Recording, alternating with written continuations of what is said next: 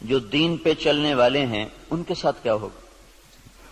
اگر وہ پورے دین پر چل رہے ہیں تو پھر قرآن خوشخبری دیتا ہے انتم الاعلون، تم سب سے بلند رہو گے، تم سب سے عزت والے ہوگے، ان کنتم مؤمنین۔ اگر یہ دین پر چلنے والے ہوں گے پورے تو پھر کیا ہوگا؟ لفتحنا علیہم برکات من السماء والارض، زمین آسمان کی برکتوں کے دروازے تمہارے لیے اللہ تعالیٰ کھول دے گا۔ صرف دنیا میں اللہ کیا کرے گا اس کو میں آپ کو بتا رہا ہوں جو اللہ نے قرآن میں وعدے کیے ہیں۔ اگر تم پر کوئی دشمن چڑھ آتا ہے تو وَكَانَ حَقًّا عَلَيْنَا نَصْرُ الْمُؤْمِنِينَ، پھر میرے ذمے ہے میں تمہاری مدد کروں، اور اگر اللہ تمہاری مدد کرے تو پھر کیا ہوگا؟ پھر وَلَن تُغْنِيَ عَنْكُمْ فِئْتُكُمْ شَيْئًا وَلَوْ كَثُرَتْ وَأَنَّ اللَّهَ مَعَ الْمُؤْمِنِينَ، پھر ساری دنیا تم پہ چڑھائی کر دے اور اللہ تمہارے ساتھ ہو تو پھر تمہارا کوئی کچھ نہیں بگاڑ سکتا۔ اللہ کے محبوب کا فرمان ہے، مسلم شریف کی روایت ہے، صحیح ساری کتابوں میں ہے، لن یغلب 12,000 من قلت، 12,000 اگر مسلمانوں کی تعداد ہو پوری دنیا میں، صرف 12,000، اور باقی ساری دنیا کا باطل ایک طرف ہو، تو انہیں اس وجہ سے شکست نہ ہوگی کہ یہ تھوڑے تھے، اس وجہ سے شکست نہیں ہوگی۔ اگر 12,000 کو شکست ہوئی ہے 12 لاکھ کے مقابلے میں یا 12 کروڑ کے مقابلے میں، تو شکست کی وجہ اللہ تعالیٰ کا نبی فرما رہا ہے کمی نہیں ہے، شکست کی وجہ ان کا اللہ سے تعلق کا ٹوٹنا یا ان کے اندر گناہوں کا پایا جانا، ورنہ 12,000 مسلمان ساری دنیا کے لیے کافی ہیں۔ لن یغلب 12,000 من قلت، 12,000 پر کوئی غالب نہیں آ سکتا، وَأَنَّ اللَّهَ، ویسے تو ایک مسلمان ہو تو اس پہ کوئی غالب نہیں آ سکتا جب اللہ ساتھ ہو۔ نبی ایک ہی تو ہوتا ہے، اکیلا نبی ہوتا ہے، اور سارا کفر اس کے سامنے ہوتا ہے۔ اور ہود علیہ السلام تو ایسی قوم کے سامنے آئے تھے جن کے قد اس پلر کو دگنا کرو تو تب جا کے ان کا قد بنتا تھا، اتنے قد آور قوم تھی کہ 30 40 ہاتھ، یعنی کوئی 60 فٹ ان کا قد بنتا تھا، اور ان کے مقابلے میں اللہ نے لشکر کی وجہ ایک بھیجا، صرف ہود، وَإِلَىٰ عَادٍ أَخَاهُمْ هُودًا، ہم نے عاد کی طرف ہود کو بھیجا، تو سارے مل گئے لیکن ہود علیہ السلام کو ہاتھ نہیں لگا سکتے، ایک ہی کافی ہوتا ہے۔ لیکن یہ اسباب کی دنیا ہے، اسباب کی دنیا ہے، تو یہاں بطور سبب یہ معجزات کا جہان نہیں، نبیوں کا معاملہ اور ہوتا ہے اور امت کا معاملہ اور ہوتا ہے۔ نبیوں کے ساتھ اللہ تعالیٰ کا نظام خصوصی چلتا ہے اور عام انسانوں کے ساتھ اللہ تعالیٰ کا نظام عمومی چلتا ہے۔ ہمیں مکڑی کے جالے سے اللہ نہیں چھپائے گا، کافر پہنچ گئے اور سامنے کھڑے ہوئے ہیں، اور وہ جب آپ ہجرت کی رات نکلے 27 صفر نبوت کے 14ویں سال، رات کو نکلے اور جا کر غار ثور میں چھپے، تو کھوجی پاؤں کو دیکھتے دیکھتے غار پر پہنچ گیا لوگوں کو لے کر کہ یہاں پاؤں کا نشان ہے۔ لیکن اس کے پہنچنے سے پہلے اللہ نے ایک بیل اٹھائی، اس بیل میں مکڑیوں کو بھیجا، مکڑیوں نے جالا تن دیا اور ایک کبوتری نے انڈے دے دیے۔ جتنی دیر میں یہ لوگ پہنچے اتنی دیر میں یہ کام ہو چکا تھا۔ اب آگے کھوجی کہنے لگا پاؤں کا نشان یہاں تک، تو ابی بن خلف کہنے لگا یہ جالا تو محمد کی پیدائش سے بھی پہلے کا ہے، تو ہمیں کہاں لے کر آ گیا؟ اور دوسرا پھر آپ سامنے ہیں، یہ نہیں کہ کوئی چھپے میں غار ثور کو ٹیڑھا میں سیدھا ایسے چوڑا سا دہانا ہے اور اس کے سامنے بیٹھا ہوا آدمی نظر آتا ہے۔ یہ اللہ کا خصوصی نظام ہے، یہ عام انسانوں کے ساتھ نہیں چلتا۔ اس لیے اللہ کے نبی نے سبب کی دنیا کے لیے فرمایا کہ 12,000 اگر مسلمان ہوں تو انہیں کمی کی وجہ سے شکست نہیں ہو سکتی۔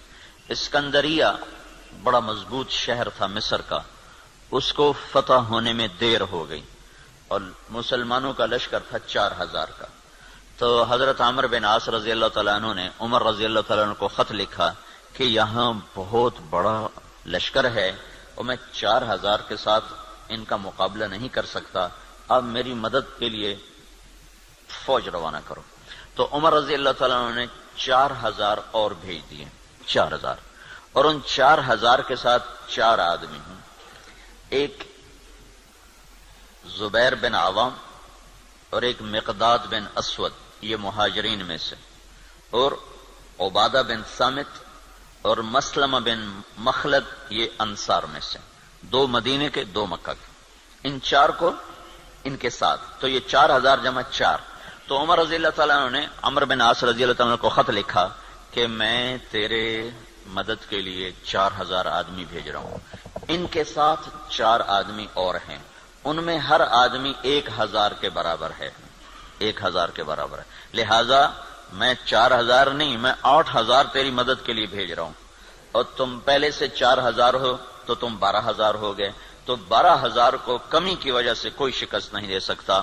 تم جب میرا یہ لشکر پہنچے تو تم سارے مسلمانوں کو آخرت کی ترغیب دو اور اللہ کا نام لے کر قدم بڑھاؤ، اللہ تمہیں فتح عطا فرمائے گا۔ دنیا جن کی فراست کا لوہا مانتی ہے کافر بھی، اور وہ اتنے بڑے شہر پہ حملہ ہو رہا ہے، اور وہ کیا تدبیر اختیار کر رہے ہیں کہ 4000 جمع 4 آدمی بھیج کر مطمئن بیٹھے، حالانکہ وہ 40000 بھیج سکتے تھے۔ عمر رضی اللہ عنہ اس وقت اس سطح پر تھے کہ 40000 بھیج سکتے تھے، 4000 جمع 4۔ چند صحابہ ایسے ہیں جن کو 1000 کے برابر مانا جاتا تھا کہ جہاں وہ ایک کھڑا ہے وہ 1000 کے برابر ہے، قعقاع بن عمر تمیمی اور مقداد بن اسود اور رافع بن عمیرہ اور طلحہ بن خویلد اور عمرو بن معدی کرب اور براء بن مالک، یہ وہ لوگ ہیں جہاں ایک کھڑا ہوتا تھا تو کہا جاتا تھا 1000 کھڑا ہوا ہے۔ تو یہ 4000 جمع 4 وہاں پہنچے، اور 8000 کے ساتھ او بھائی رہنے دو، کس نے کہا چھوڑ۔ تو عمرو بن عاص رضی اللہ تعالی عنہ نے لشکر کی کمان عبادہ بن صامت کے حوالے فرما دے۔ عبادہ بن صامت کیسے شاہ سوار تھے؟ وہ جنگل میں نکل کے تہجد پڑھ رہے تھے، جنگل میں، جنگ کے دنوں میں، تو مصریوں کی ایک ٹولی اوپر سے نا راؤنڈ لگاتی ہوئی آ رہی تھی، 20 گھوڑ سوار، 20 آدمی، 20۔ تو انہوں نے دیکھا کہ ایک عرب سپاہی نماز پڑھ رہا ہے، تو انہیں ایک دم حملہ کیا، ان کی تلوار پاس تھی، انہوں نے پیچھے پلٹ کے دیکھا 20 یہ اکیلے ہیں، اور وہ گھوڑ سوار یہ پیدل، انہوں نے تلوار اٹھائی اور 20 میں سے 16 کو قتل کیا، باقی 4 بھاگ گئے۔ جب وہ بھاگے تو پھر اللہ اکبر، پھر نماز شروع کر۔ تو ان کے سر پہ انہوں نے امارت کا امامہ باندھا، کہ آج تو بسم اللہ کر۔ تو عبادہ بن صامت رضی اللہ تعالیٰ عنہ بدری صحابہ میں سے ہیں، بدری صحابہ میں سے۔ تو یہ جو 4 آدمی بھیجے تھے، چاروں جنگ بدر کے شریک تھے۔ تو 12000 نہیں تھے، 8000 جمع 4 تھے، اور اسکندریہ جو مصر کا سب سے بڑا شہر تھا اور طاقتور اس کی فوج تھی، اللہ نے 8000 کے ذریعے سے وہ زیر کروا دیا کہ 12000 کو شکست ہو گئی۔ تو سمجھو کہ کمی کی وجہ سے نہیں، کوئی اور ہے۔ اب تو 1 ارب مسلمان ہیں، 1 ارب مسلمان ہیں، اور ذلت چھائی ہوئی ہے۔ اور اس سے عجب بات یہ ہے کہ دنیا کی سب سے طاقتور چیز اس وقت تیل ہے، تیل کے ساتھ پہیہ گھومتا ہے، تیل کے ساتھ جہاز اڑتا ہے، بم گرانے کے لیے اسے تیل چاہیے۔ ساری دنیا کا 70% تیل اللہ نے مسلمانوں کی زمین کے نیچے رکھا ہوا ہے۔ دنیا میں جتنا تیل ڈھونڈا جا چکا ہے اس کا 70% اللہ تعالیٰ نے عربوں کو دے دیا ہے، مسلمانوں کو دے دیا ہے۔ ٹوٹل 30% ساری دنیا میں، اور 70% مسلمانوں کی زمین میں، اور پھر ذلت۔ تو میں یہ بتا رہا تھا کہ اگر ہم پورے مسلمان ہیں تو پھر اللہ کا قانون کیا ہے؟ انتم الاعلون ان کنتم مؤمنین، تم سے اونچا کوئی جا نہیں سکتا۔ وَلِلَّهِ الْعِزَّةُ وَلِرَسُولِهِ وَلِلْمُؤْمِنِينَ، عزت صرف تمہیں ملے گی، کافر کو ذلت ملے گی۔ لَفَتَحْنَا عَلَيْهِمْ بَرَكَاتٍ مِّنَ السَّمَاءِ وَالْأَرْضِ، زمین آسمان کی برکتوں کو میں دروازے کھول دوں گا، اور تمہاری زمین کا ذرہ ذرہ وہ برکت بنے گا، آسمان کا قطرہ قطرہ وہ برکت بنے گا۔ تم پہ دشمن چڑھے گا تو کان حقا علینا نصر المؤمنین، میرے ذمے ہے میں تمہاری مدد کروں، میں خود آؤں گا۔ ان تستفتحوا فقد جاءکم الفتح وَإِن تَنْتَهُوا فَهُوَ خَيْرٌ لَكُمْ وَإِن تَعُودُوا نَعُودْ۔ اللہ اکبر، یہ جنگ بدر کی آیات ہیں۔ اللہ تعالیٰ کہہ رہا ہے پتہ چل گیا نا تمہیں کہ اللہ کس کے ساتھ ہے، اور تم کہا کرتے تھے حق کو واضح کر، آج حق واضح ہوا کہ تم ذلیل ہوئے اور بے ہتھیار بے سر و سامان وہ کامیاب ہوئے۔ اب جاؤ بس کر دو تو تمہارے لیے اچھی بات ہے، اگر تم لوٹو گے تو میں لوٹوں گا، ان تعودوا نعود، اگر تم آؤ گے تو میں آؤں گا۔ تو بھلا اللہ کے ساتھ کون لڑے؟ جب ہرمزان، تستر ایک جگہ تھی ایران کی کا ایک صوبہ تھا تستر، وہ 1 سال کے بعد فتح ہوا تھا، اس پر اتنی لمبی جنگ چلی کہ 1 سال، ایک قلعہ 1 سال لے گیا تھا، تو اس کے سردار ہرمزان پکڑا گیا، زندہ پکڑا گیا، تو عمر رضی اللہ عنہ نے فرمایا کہ اسے مدینے بھیجو۔ جب وہ مدینے پہنچا تو عمر رضی اللہ عنہ نے پوچھا بھائی کیا حال ہے؟ کہنے لگا کیا پوچھتے ہو، جب ہمارا تمہارا مقابلہ تھا تو ہم تمہیں اپنے جوتے کی نوک پہ نہیں لکھتے تھے، جب تم نے اللہ کو ہمارے سامنے کھڑا کر دیا تو اب اللہ سے کون لڑے؟ یہ ایک مجوسی ایرانی سردار کی بات تھی، جب اللہ کو سامنے کھڑا کر دیا تو اب اللہ سے کون لڑے؟ پھر وہ ایمان لایا، کلمہ پڑھا، حضرت عمر کے بڑے اچھے ساتھیوں میں وہ شمار ہوتے رہے رحمت اللہ علیہ۔ تو اگر پورا دین ہے تو پھر اللہ یہ قانون بتا رہا ہے، اگر ادھورا دین ہے پھر کیا ہوگا؟ پھر وہی ہوگا جو ہو رہا ہے، لیکن میں قرآن سے بھی بتاؤں گا کہ کیا ہوگا۔ ہوگا تو وہی جو ہم دیکھ رہے ہیں، لیکن اللہ کا قرآن بھی اس کی طرف نشاندہی کرتا ہے، بتلاتا ہے کہ اگر تم ادھورے چلو گے، پورے نہیں چلو گے۔ دیکھو نا 33 نمبر لے کر بھی تو آدمی پاس ہوتا ہے، لیکن کوئی اس کو جاب دیتا ہے، کوئی نوکری دیتا ہے، کہا جی کون سے ڈویژن ہے، کہا جی 3rd ڈویژن کا، جا جتی چاہتے ہونے نکل جائے۔ 1st ڈویژن والے کو لوگ دیکھتے ہیں کہ ہاں بھائی کتنے نمبر لیے تھے آپ نے، کتنا ایکسپیرینس ہے آپ کا، تو ہم 33 نمبر والے مسلمان ہیں، تو اللہ سے ہم مانگتے ہیں 100 نمبر والا معاملہ۔ تو اب اللہ تعالیٰ کا قرآن بتاتا ہے، کیا کہتا ہے؟ وَلَنُذِيقَنَّهُمْ مِنَ الْعَذَابِ الْأَدْنَى دُونَ الْعَذَابِ الْأَكْبَرِ لَعَلَّهُمْ يَرْجِعُونَ۔ جب تم ادھورے چلو گے نا، کبھی نماز پڑھی کبھی چھوڑ دی، کبھی روزہ رکھا کبھی چھوڑ دیا، کبھی حلال کھایا کبھی حرام کھایا، کبھی جھوٹ بولا کبھی سچ بولا، کبھی سود پہ چلے کبھی حلال پہ چلے، جب تم یہ سارا گڑبڑ کر دو گے تو پھر میں کیا کروں گا؟ وَلَنُذِيقَنَّهُمْ مِنَ الْعَذَابِ الْأَدْنَى، میں تمہیں چھوٹے چھوٹے عذاب دوں گا، دون العذاب الاکبر، بڑا عذاب نہیں دوں گا۔ بڑا عذاب کیا ہے؟ قرآن کی دوسری آیت فَيُعَذِّبُهُ اللَّهُ الْعَذَابَ الْأَكْبَرَ يَصْلَى النَّارَ الْكُبْرَى، جہنم کی آگ، دوزخ کی آگ، یہ بڑا عذاب ہے اور یہ خوفناک عذاب ہے، اس سے توبہ توبہ۔ اوہو انہا لظا، بھڑکتی ہے، نزاعۃ للشوا، کھال کھینچ دیتی ہے۔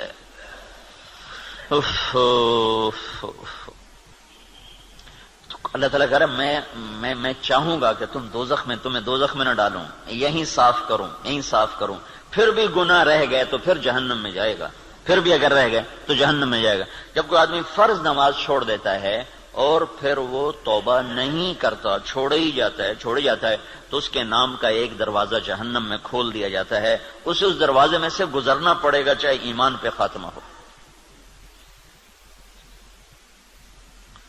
اللہ تعالیٰ کے نبی جب معراج پر گئے تو ایک جگہ دیکھا لوگ الٹے لٹکے ہوئے نا، تو ان کو نیچے سے آگ جلا رہی، ان کے پاؤں بندھے ہوئے رسے سے اور ان کو نیچے سے آگ جلا رہی۔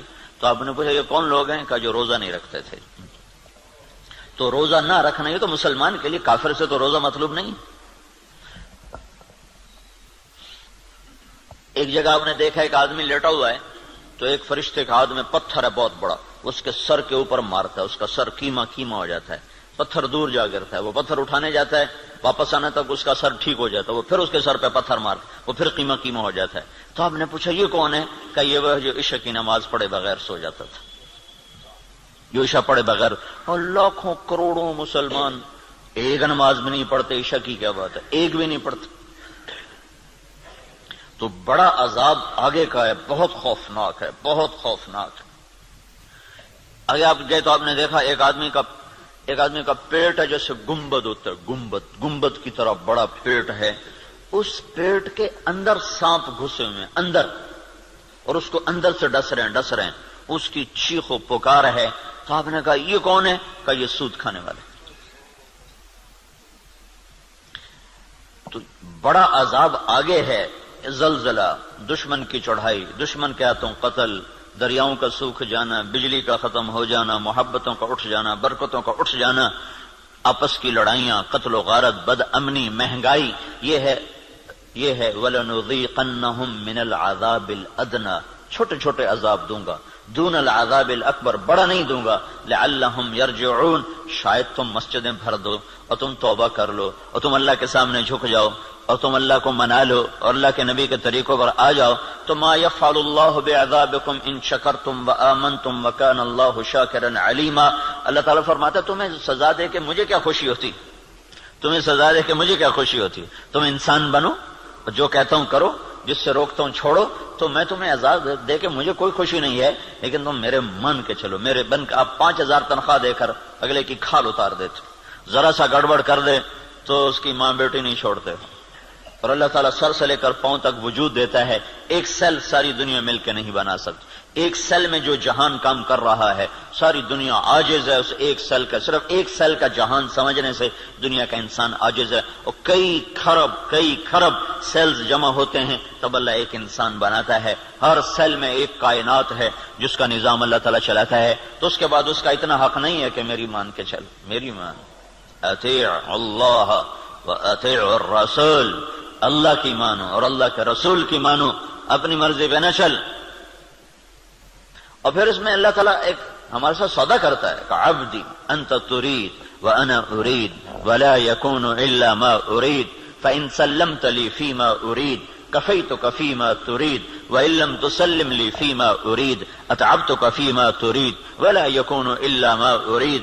اے میرے بندے، ایک تیرا ارادہ ہے، ایک تیرے رب کا ارادہ ہے، جو تو چاہتا ہے وہ اللہ کے ارادے کے بغیر نہیں ہو سکتا، جو اللہ چاہتا ہے وہ تمہارے بغیر کر دیتا ہے۔ تو ایک کام کرو، یہ اس چند روزہ زندگی میں جو میں کہوں کرتے جاؤ کرتے جاؤ کرتے جاؤ کرتے جاؤ، یہ نہ دیکھو کہ نفع کیا ہے نقصان کیا ہے، یہ دیکھو کہ اللہ کیا چاہتا ہے اور اللہ کا رسول کیا کہتا ہے، بس تم یہ کرتے جاؤ تو کیا ہوگا، کفیتک فیما ترید، جو تم چاہو گے میں کر دوں گا۔ وَإِن لَّمْ تُسَلِّمْ لِي فِيمَا أُرِيدُ، اگر تم نے یہ نہ کیا تو أَتْعَبْتُكَ فِيمَا تُرِيدُ وَلَا يَكُونُ إِلَّا مَا أُرِيدُ، تو پھر میں تمہیں تیری چاہتوں میں تھکا دوں گا، تجھے خوار کر دوں گا اور ہوگا وہ جو تیرا رب چاہتا ہے۔ تو ادھورے دین پر کیا ہوتا ہے، ادھورے دین پر ہاں اللہ تعالیٰ یوں کہتا ہے، ضرب اللہ مثلا قریة كانت آمنة مطمئنة يأتيها رزقها رغدا من كل مكان فكفرت بأنعم الله فأذاقها الله لباس الجوع والخوف بما كانوا يصنعون۔ جب تم دین پر چلتے ہو تو اللہ کہتا ہے میں خوف دور کر دیتا ہوں، ولا يبدلنهم من بعد خوفهم امنا، میں خوف دور کرتا ہوں، امن قائم کرتا ہوں، بے برکتی دور کرتا ہوں، برکتیں لے کر آتا ہوں۔ اور جب تم بگڑتے ہو تو پھر میں کیا کرتا ہوں کہ میں ساری برکتیں واپس لیتا ہوں، پھر اور کیا کرتا ہوں، پھر میں خوف طاری کرتا ہوں اور بھوک طاری کرتا ہوں، فَأَذَاقَهَا اللَّهُ لِبَاسَ الْخَوْفِ وَالْجُوعِ۔ جب تم میری مانتے ہو تو زمین آسمان تمہاری نوکری کرتے ہیں، اور جب تم پھر ٹکراتے ہو تو پھر کیا ہوتا ہے کہ میں برکتیں واپس لیتا ہوں اور بھوک اور خوف کا لباس پہنا دیتا ہوں۔ دیکھو یہاں لباس کا ہے، لباس ہے، لباس سارے جسم پر ہوتا ہے، خوف دل کی کیفیت کا نام ہے اور بھوک پیٹ کی کیفیت کا نام ہے۔ صرف پیٹ میں بھوک ہوتی ہے اور سارا بدن بے قرار ہوتا ہے، صرف دل میں خوف ہوتا ہے اور سارا بدن بے قرار ہوتا ہے۔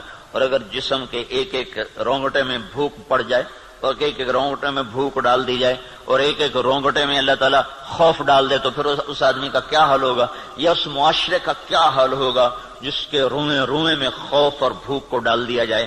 تو یہ اللہ تعالیٰ چھوٹے عذاب کی نشاندہی کر رہا ہے اپنی کتاب میں، اپنے قرآن میں، کہ جب تم نافرمانیاں کرتے ہو تو ظہر الفساد فی البر والبحر، زمین آسمان میں، بر خشکی اور تری میں، کبھی سمندروں میں موجیں اٹھتی ہیں، کبھی زمین کی برکتیں گم ہو جاتی ہیں، کبھی زمین کپ کپاتی ہے، کبھی پہاڑ لرز جاتے ہیں، کبھی آسمان بے موسم بارشوں پہ اتر آتا ہے، کبھی ہوائیں پاگل ہو جاتی ہیں، کبھی محبتیں مٹ جاتی ہیں۔ یہ کیوں ہوتا ہے جب تم بما کسبت ایدی الناس، یہ تمہارے اپنے ہاتھوں کی کمائی سے ہوتا ہے، تمہارے اللہ کا نہ ارادہ نہیں، تمہارے اپنے ہاتھوں سے ہوا ہے. بما کسبت ایدی الناس، یہ تمہارے اپنے ہاتھوں کی وجہ سے ہے. لیذیقہم بعد الذی عملوا، اللہ کہہ رہا ہے یہ تمہارے پوری سزا نہیں ہے، چھوٹی سزا، تھوڑی سزا کہ تم اللہ کی طرف رجوع کرو. تو بھائیو، مکمل دین ہے تو اللہ کا قانون اور ہے، ادھورا دین ہے اللہ تعالیٰ کا قانون اور ہے. زمین آسمان اللہ کے ہیں، قانون بھی اللہ کا چلتا ہے. زمین آسمان اللہ کی بادشاہی ہے، حکم بھی میرے اللہ کا چلتا ہے. یہاں کوئی پر نہیں مار سکتا، دم نہیں مار سکتا. ایک کتاب میں نے حدیث پڑھی، اللہ تعالیٰ نے ایک نبی سے فرمایا یاد رکھ تیرے بدن پہ جو مکھی بیٹھتی ہے نا وہ بھی تیرے رب کی اجازت سے بیٹھتی. اور قرآن دیکھو، ما تسقط من ورقۃ الا يعلمها، پتے کو کہو کہ اللہ کی مرضی کے بغیر گر کے دکھا دو. صرف فیصلہ آباد کے درختوں کے پتے گنو تو گنے نہ جائیں، صرف پاکستان کے درختوں کے پتے گنو تو گنے نہ جائیں. تو کل کائنات میں کتنے جنگل، پھر سمندر کے جنگل جو پانی کے اندر درخت ہیں وہ زمین کے درختوں سے زیادہ ہیں. اللہ نے پانی کے اندر بے شمار جنگل بنایا ہوا ہے. تو آپ نے اس کی شہنشاہی دیکھو کیا کہتا ہے، ایک پتا بھی گرتا ہے تو تیرے رب کے امر کے ساتھ ہے. تیرا اللہ اسے جانتا ہے. جاننے کا مطلب ہے کہ اس کے امر سے گرتا ہے. ولا حبہ، کوئی دانہ، فی ظلمات الارض، زمین کے اندھیروں میں، ولا رطب ولا یابس، کوئی خشک و تر، الا فی کتاب من مبین، ہر شے تیرے رب کی کتاب میں ہے. اتنی بڑی بادشاہی کا مالک ہو اور ہم بے وقوف لوگ اسی سے ٹکرانا شروع کر دیں تو ہم سے بڑا دیوانہ کون ہوگا. جھوٹ کے بغیر کام نہیں چلتا، سبحان اللہ، یہ مسلمان کہتا ہے.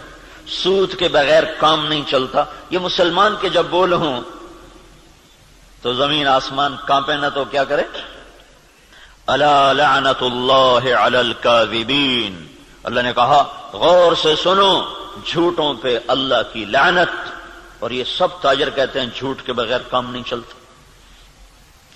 ایک تاجر نے نا، اچھا بڑا تاجر تھا، وہ 3 دن لگائے داڑھی رکھ لی چھوٹی چھوٹی. مجھے بڑی خوشی ہوئی. کچھ دن بعد ملاقات ہوئی تو شیو کیا ہوا. میں نے کہا یہ کیا کیا؟ کہنے لگا جو سارا دن جھوٹ بولنا پڑتا تو میں نے شیو کرا دیا. میں نے کہا اللہ کے بندے، کوئی داڑھی کی وجہ سے جھوٹ حرام ہے؟ جھوٹ تو کلمے کی وجہ سے حرام ہے. اب تو نے 2 گناہ شروع کر دیے، داڑھی بھی منڈائی، جھوٹ بھی بولا. تو اب داڑھی منڈانے سے جھوٹ حلال ہو گیا. جھوٹ کا حرام ہونا داڑھی کے ساتھ نہیں ہے، جھوٹ کا حرام ہونا کلمے کے ساتھ. کہ تو کلمہ پڑھ کے جھوٹ، تو یہ کیوں کہتا ہے کہ داڑھی رکھ کے جھوٹ بولوں مجھے شرم آتی ہے؟ تو یہ کہ کلمہ پڑھ کے جھوٹ بولوں مجھے شرم آتی ہے.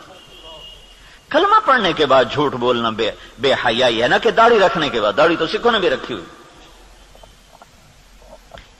یہ میرے اللہ کے نبی کا امر ہے، حکم ہے.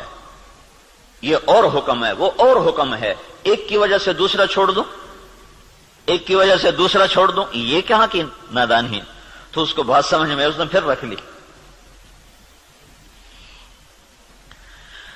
تو اب جب تاجر کہے جھوٹ کے بغیر کام نہیں چلتا، سود کے بغیر تجارت نہیں چلتی، اور اللہ کہے لعنت اللہ علی الکاذبین، جھوٹوں پہ اللہ کی لعنت، اور اللہ تعالیٰ کہے فاذنوا بحرب من اللہ ورسولہ، یا سود چھوڑ دو یا اللہ اس کے رسول سے جنگ لڑنے کے لیے تیار ہو جاؤ. ہماری تو جنگ اللہ امریکہ سے تھوڑی ہماری جنگ ہے، یا ہندوستان سے تھوڑی ہماری جنگ ہے، یا اسرائیل سے ہماری جنگ. تو ہماری تو اللہ سے جنگ ہوئی پڑی، اللہ ہمارے خلاف جنگ کر رہا ہے. اصل تو مقابل میں اللہ آیا ہوا ہے، اللہ اس کا رسول آیا ہوا ہے. صرف اللہ اکیلا نہیں ہے، یعنی ایسا اعلان اللہ نے کسی جگہ کیا ہی نہیں. تو کتنی بے غیرتی ہے کفر. دنیا کا سب سے بڑا گناہ ہے کفر. دنیا کا سب سے بڑا جرم ہے شرک اور کفر، کہ شہنشاہ اعظم خلاق علیم کو نہ ماننا، یا ماننا تو اس کا شریک ماننا. اللہ تعالیٰ نے اس کے لیے نہیں کہا کہ میں تیرے خلاف لڑائی کروں گا. ان کو دھمکیاں دیں جہنم میں ڈالوں گا، آگ میں ڈال دوں گا، تباہ کر دوں گا. لیکن سود کھانے والا 5 وقت کا نمازی بھی ہے تو اللہ کہتا تیار ہو جا، تیری میری جنگ ہے. اور صرف میری نہیں، میرا رسول بھی تیرے ساتھ جنگ کرے گا. میں بھی کروں گا، میرا رسول بھی کرے گا. بڑا جگر ہے لوگوں کا جو اتنے بڑے اعلان کے بعد کہیں جی سود کے بغیر تو پھر کام نہیں چلتا. تو یہ جب دین ادھورا ہوتا ہے تو پھر کیا ہوتا ہے، یہ سارا میں آپ کو قرآن پاک سے بتا رہا ہوں۔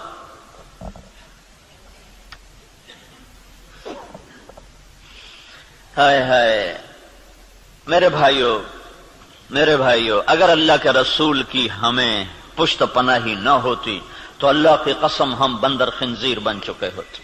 دعا دو اس مدینے والے کو جو اتنا رویا ہے۔ کوئی نبی اتنا نہیں رویا کہ اللہ کو جبریل بھیجنا پڑے کہ بس کر اتنا نہ رو، کوئی نبی اتنا نہیں رویا ہے۔ تو تمہارا نبی اتنا رویا ہے کہ ایک دفعہ نہیں سینکڑوں دفعہ جبریل آیا ہے، یا رسول اللہ، اللہ کہہ رہا ہے اتنا نہ رو۔ اور اس کو چھوڑو، قرآن کی گواہی سنو، قرآن کی جو قیامت تک پڑھا جائے گا، قیامت تک پڑھا جائے گا، اور ہر گھر میں ہے۔ حدیث پاک تو انہی کے گھر میں ہوگی جس کو تھوڑا حدیث کا علم ہے، لیکن قرآن تو ہر پڑھے لکھے ان پڑھ کے گھر میں ہوتا ہے۔ تو میرا اللہ قرآن میں اپنے نبی سے کہتا ہے فَلَا تَذْهَبْ نَفْسُكَ عَلَيْهِمْ حَسَرَاتٍ، میرا نبی یہ انسانوں کے لیے اتنا نہ رو کہ روتے روتے تو خود ختم ہو جائے۔ یہ اگر ان کے آنسو نہ ہوتے اور ان کی دعائیں نہ ہوتی اور ان کا رونا دھونا نہ ہوتا تو اللہ ہم پر بھی ایسے ہی رندہ چلاتا جیسے پہلی قوموں پہ رندہ چلا کہ بندر بنا دو، خنزیر بنا دو، پتھروں سے دبا دو، پانیوں سے بہا دو، ہواؤں سے اڑا دو، کر دیتا۔ اللہ کی ہم سے کیا رشتہ داری، کیا تعلق؟ ان اللہ لغنی عن العالمین، اللہ کا میں سب سے بے نیاز، سب سے غنی۔ سب سے پہلا رسول نوح علیہ الصلوۃ والسلام، اور 5 بڑے رسولوں میں ایک نوح علیہ السلام، ابراہیم علیہ السلام، موسیٰ علیہ السلام، عیسیٰ علیہ السلام، محمد صلی اللہ علیہ وسلم۔ 5 بڑے رسولوں میں 1,24,000 نبی اور رسول، 313 رسول، پھر 313 میں 5 سب سے نمبر اعلی نمبر، ان میں سب سے بڑے محمد الرسول اللہ صلی اللہ تعالی علیہ وسلم ہیں۔ تو اللہ تعالیٰ نوح علیہ السلام سے اللہ نے کہہ دیا انی اعظک ان تکون من الجاہلین۔ اللہ اکبر، اللہ اکبر۔ نوح دوبارہ سفارش کی تو نبوت جا سکتی ہے، اللہ اکبر۔ حالانکہ اللہ نے لینی نہیں تھی، لیکن اللہ نے اپنی بے نیازی دکھائی ہے کہ میں نے تمہیں کہا تھا کافر کے لیے دعا نہ کرنا، کافر کے لیے دعا نہ کرنا، اور یہ کافر ہے۔ انہ لیس من اہلک انہ عمل غیر صالح فلا تسألنی ما لیس لک بہ علم انی اعظک ان تکون من الجاہلین۔ اس لیے تو نوح علیہ السلام قیامت کے دن کہیں کہ میں نہیں سفارش کر سکتا، میں نے اپنے بچے کے لیے دعا مانگی تھی۔ اور نوح علیہ السلام کو پتہ نہیں تھا کہ یہ کافر ہے، اگر پتہ ہوتا تو کبھی نہ مانگتے، اس لیے انہوں نے کہا لا تکن من الکافرین۔ اگر پتہ ہوتا تو کہتے لا تکن من الکافرین، انہیں پتہ نہیں تھا، وہ منافق تھا، کہا لا تکن مع الکافرین۔ مع اور من، مع کا مطلب تھا کہ تو مسلمان ہے، تو کافروں کے ساتھ کیوں جا رہا ہے؟ ان کو معلوم نہیں تو اس نے اپنا کفر چھپائے رکھا۔ اگر معلوم ہوتا تو پھر کہتے لا تکن من الکافرین، کافروں میں سے مت ہو۔ تو نے کہا نوح دوبارہ بات نہیں کرنی ہے، دوبارہ نہیں بات کرنی ہے۔ تو اللہ تو اتنا بے نیاز ہے، تو ہماری کیا حیثیت؟ یہ تو اس سے محمد مصطفیٰ سے اللہ نے پیار ہی ایسا کیا ہے کہ اس کے طفیل ہم بھی نبھ گئے، اور ہماری بھی لاٹری نکل آئی کہ اللہ نے ہمیں حضرت محمد صلی اللہ تعالی علیہ وسلم کا امتی بنا دیا، اور ان کی دعائیں بیچ میں حائل ہو گئیں، یا رب امتی امتی، یا رب امتی امتی، کہ آخر ایک رات آپ رو رہے ہیں اور کہہ رہے ہیں یا اللہ، ابراہیم علیہ السلام نے کہا تھا فَإِنَّهُ مِنِّي وَمَنْ عَصَانِي فَإِنَّكَ غَفُورٌ رَحِيمٌ۔ یا اللہ، جو یہ آپ نے بات دہرائی قرآن کی آیت، پھر کہا یا اللہ، عیسیٰ علیہ السلام نے تجھ سے کہا تھا ان تعذبہم فإنہم عبادک وإن تغفر لہم فإنک انت العزیز الحکیم۔ اے میرے رب، تو انہیں معاف کر دے، تو مہربان ہے، تو انہیں پکڑ لے تو رب ہے، عذاب دینا تجھے حق ہے، معاف کرنا بھی تیری رحمت ہے، تیری مرضی ہے۔ دونوں نبیوں نے کہا تیری مرضی۔ یا اللہ، نہ میں ابراہیم کی کہتا ہوں نہ میں عیسیٰ کی کہتا ہوں، میں تو اپنی کہتا ہوں، یا رب امتی امتی، یا رب امتی امتی، یا رب امتی۔ تیار کردہ مواعظ اسلامیہ کے ست سینٹر بیرون تبلیغی مرکز ابدالی روڈ ملتان 24 گھنٹے رابطے کے لیے 0301 74 60 371 پر رابطہ کریں. ابراہیم کی کہتا ہوں نہ میں عیسیٰ کی کہتا ہوں، میں تو اپنی کہتا ہوں یا رب امتی امتی یا رب امتی امتی یا رب امتی امتی. یا اللہ میری امت کو معاف کر دے، یا اللہ میری امت کو معاف کر دے، یا اللہ نہیں کرنا پھر بھی کر دے. اور اتنا روئے کہ پھر جبریل کو آنا پڑا. یا رسول اللہ تعالیٰ پوچھ رہے ہیں آپ کیوں رو رہے ہیں؟ کہا جبریل مجھے میری امت رلا رہی. تو پھر اللہ تعالیٰ نے پیغام بھیجا سنردیک فی امتک، میں تجھے تیری امت کے بارے میں خوش کر دوں گا. یہ دعائیں بیچ میں حائل ہیں، ورنہ اللہ کو کیا پرواہ ہے.